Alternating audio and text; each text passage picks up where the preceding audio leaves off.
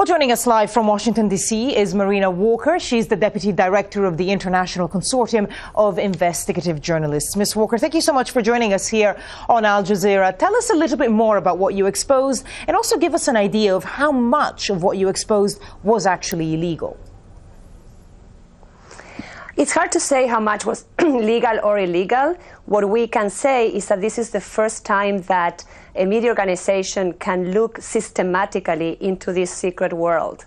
And what it means is that that veil of secrecy that prevents journalists, prosecutors, and others from knowing who owns a company offshore, that veil has been lifted thanks to this leak of information that has revealed the names and the details and the affairs of tens of thousands of people and companies around the world.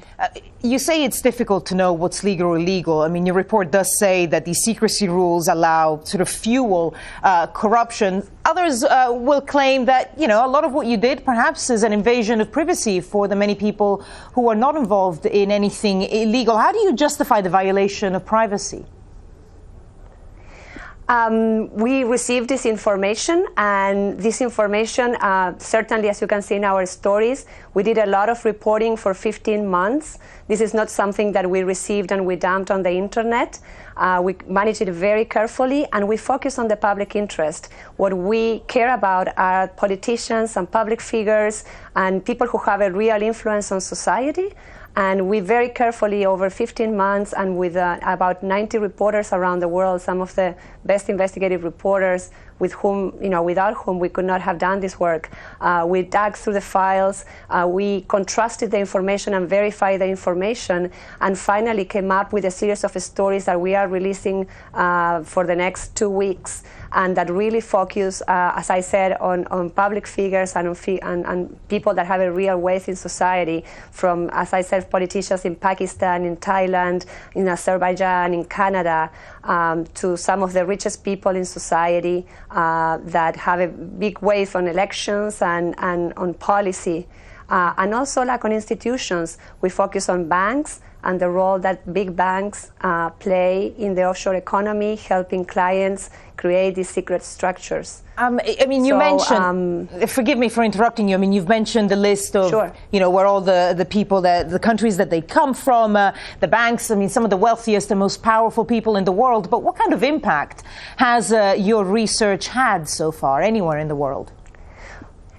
We just started publishing a few hours ago, but we have heard from various countries. There have been statements, for example, from the Philippines, that they are going to investigate the secret trust in which Maria Imelda Marcos Manotoc, the daughter of Ferdinand Marcos, the late dictator Ferdinand Marcos, has in the British Virgin Islands.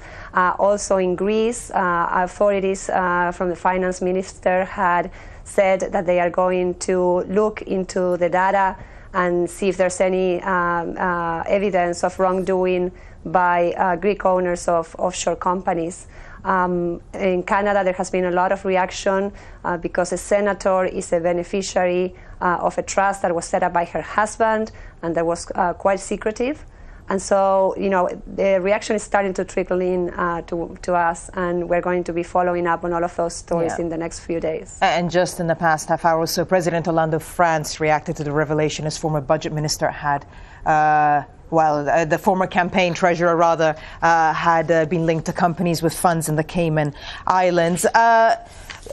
Madam, thank you very much for joining us.